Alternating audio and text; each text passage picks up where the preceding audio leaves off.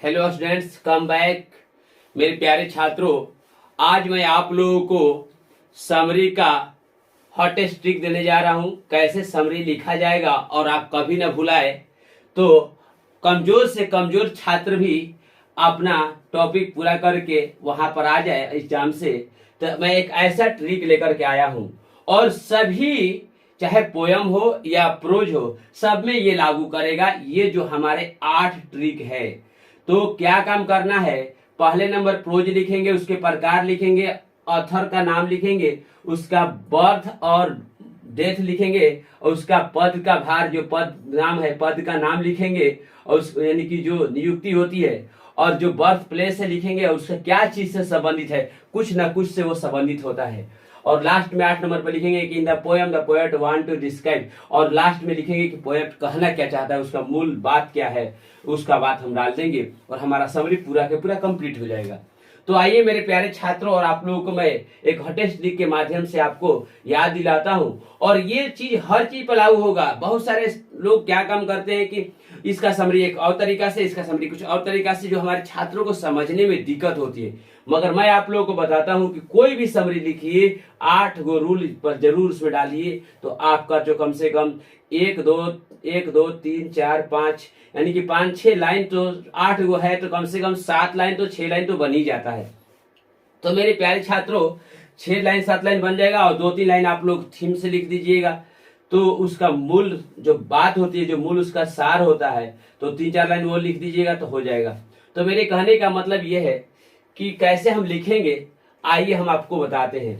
तो प्यारे छात्रों, कैसे बनाएंगे कि Indian civilisation and culture, Indian civilisation and culture is an essay, यह एक एसे है, एक ऐसे है। 2 नंबर पे ध्यान रखिएगा, ये जो 1 नंबर 2 नंबर जो दिए हैं, 3 नंबर, ये एग्जाम में नहीं लिखना है। मैं आपको समझाने के लिए सभी जितने भी मैं समरी बताऊंगा सब में लिख दूंगा, ताकि आपको समझने में आसानी हो, लेकिन एग्जाम में आपको नहीं देना है। और बिल्कुल इसी तरह से लिखना है, जो भी है, 2 है 3 है, ये जो 10 गो है, 10 गो 11 गो है, सब के सब ये इसी रूल पर बनेगा। तो मेरे प्यारे छात्रों, Indian civilisation and culture is an essay which is written by Mahatma Gandhi, जिसको महात्मा गांधी ने लिखा है। And he was born in 1869, उनका जन्म 1869 में हुआ था, एंड डिड इन 1948। और he was a spiritual leader, वो आध्यात्मिक नेता भी थे। And he belongs to India, और वो इंडिया के रहने वाले हैं। And it is related to civilization and culture, और ये जो पार्ट है हमारा, जो प्रोज है, वो भारतीय सभ्यता और संस्कृति यानी कि सिविलाइजेशन एंड कल्चर से संबंधित है।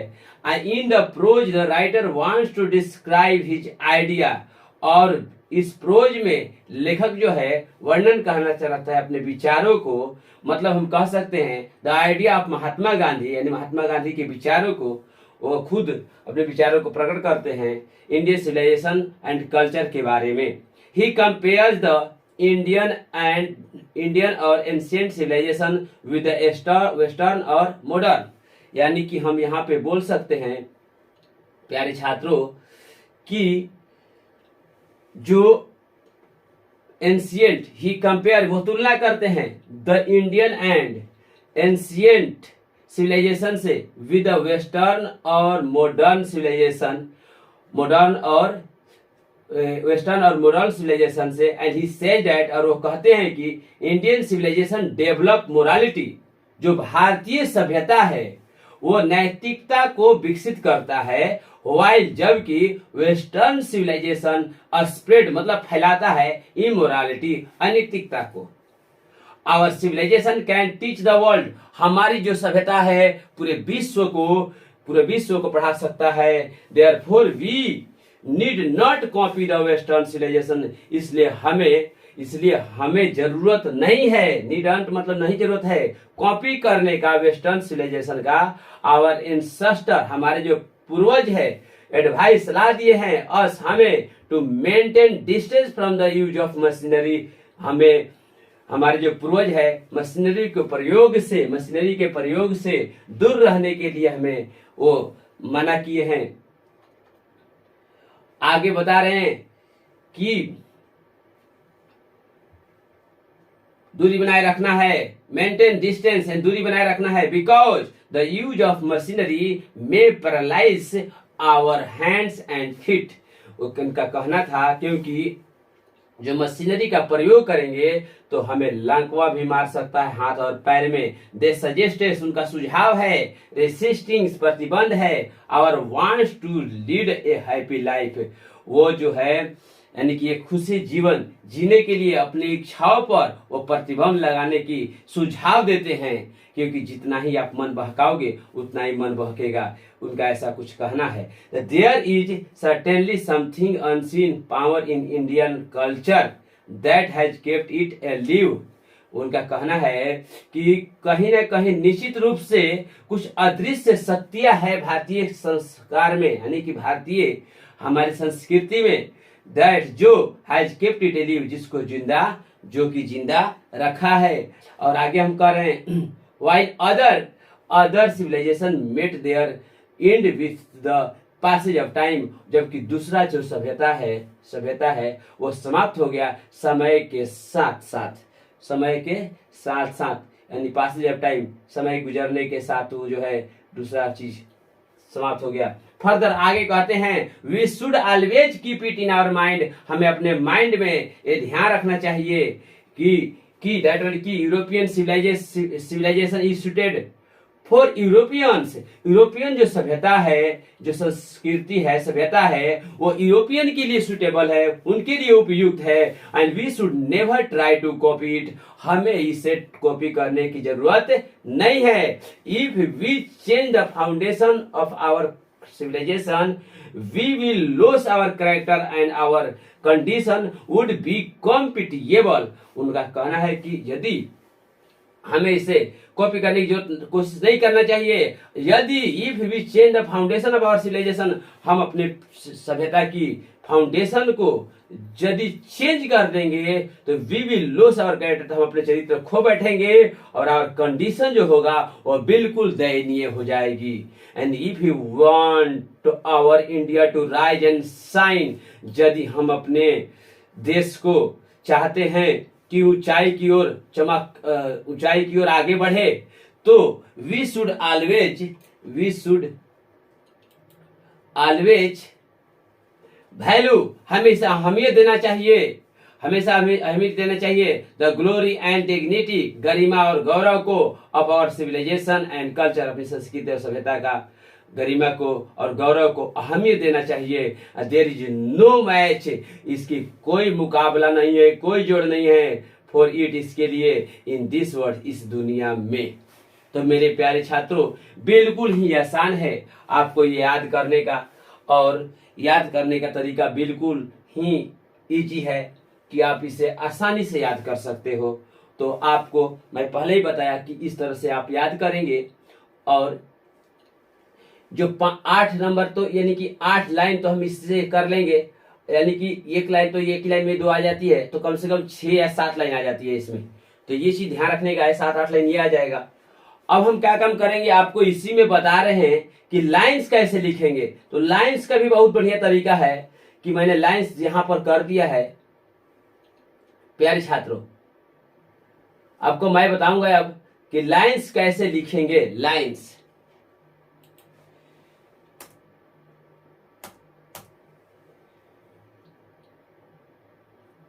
प्यारे छात्रों, ये हमारा प्रोज है, explain any one of the flowing, यानी 4 नंबर क्या आएगा। ऐसे दे देगा क्वेश्चन कि we notice that the mind is restless bird and the more it gets the more it wants and still remains unsatisfied. कहना चाहते हैं कि हमने नोटिस किया है कि जो माइंड एक रेस्टलेस बर्ड है, और उसको जितना ही पाती है उतना ही ये चाहती है, और फिर भी ये क्या रहती है, असंतुष्ट रहती है। तो ये चीज को व्याख्या करने के लिए आ जाएगा, तो कैसे करेंगे, दिस एक्सट्रैक्ट यानी अवतरण, या दिस लाइन्स भी बोल सकते हैं।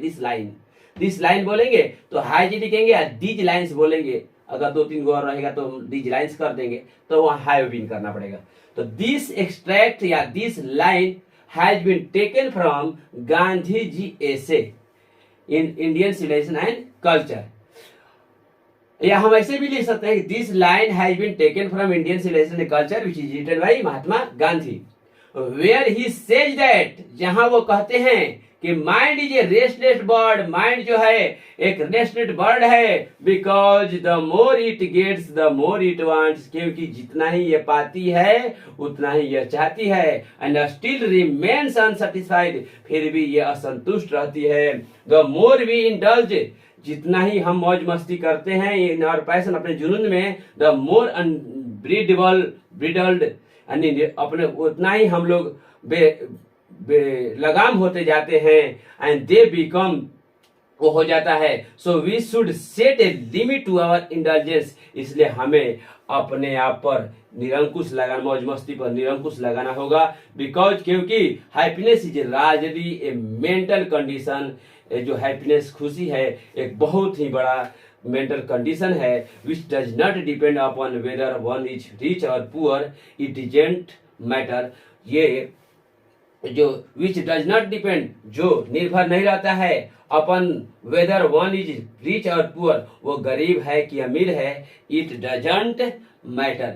तो मेरे प्यारे छात्रों, हम इसी बात को यहाँ पर लिख लेंगे, और लिखने के बाद बिल्कुल ही इजी है, और इसमें कुछ नहीं करना है कि ये दो लाइन है तो बोल देंगे this line has been taken from Indian civilisation and culture which is written by Mahatma Gandhi. In these lines, the poet writer want to describe that, want to say that, और उसका बात क्या कहना चाहता है उस बात को इसमें हम लिख देंगे और हमारा ये लाइंस हो जाएगा। तो मेरे प्यारे छात्रों, 5 और 9 नंबर के तो ऐसे हम लोग आराम से लिख लेंगे, बिल्कुल एक ही तरीका से। तो आप लोग इस बात को ध्यान रखें कि जब लाइन आए तो किस तरह से लिखना है। मैं एक और इसका लाइन जो है मैंने लिखा है, तो देखिएगा, a man is not necessary happy because he is rich और unhappy because he is poor, the rich are often seen to be unhappy, the poor is to be happy. अब इसको कैसे डिराइव करेंगे कि these lines have been taken from Gandhi ji से, okay, Indian civilisation and culture, where he says that, जहां वो कहते हैं कि happiness is a largely a mental condition, happiness is a largely mental condition, and a man is not necessarily happy because he is rich, ये कोई जरूरी नहीं कि आदमी जो खुश है और तो उसको धनी है, और अनहैप्पी और दुखी है क्योंकि वो गरीब है, बिकॉज ही इज पुअर, ऐसा बात नहीं है। The rich are often seen to be unhappy, अमीर को देखा गया है, अक्सर देखा गया है कि वो नाखुश रहते हैं, दुखी रहते हैं। The poor to be happy, जबकि पुअर जो है मतलब कि खुश होते हैं। Our real happiness and health depend upon our proper use of hand and feet, हमारी जो वास्तविक खुशी जो है और स्वस्थ जो है वो डिपेंड करता है हमारे प्रॉपर हाथ पर, पाव पर। Machinery are the metalism would make us slave and we will lose our moral fibre, और कह रहे हैं कि जो मेटलिज्म होता है, मशीनरी जो होता है, वो हमें क्या करता है, गुलाम बनाता है, और हम लोग क्या करते हैं, अपने मोरल फाइबर जो नैतिक अपनी जो प्रकृति है यानी कि अपना कैरेक्टर है उसको हम खो बैठते हैं। मेरे प्यारे छात्रों, तो यही बात को हम इतना पर याद कर लेंगे और ये आप उतार सकते हैं इसको।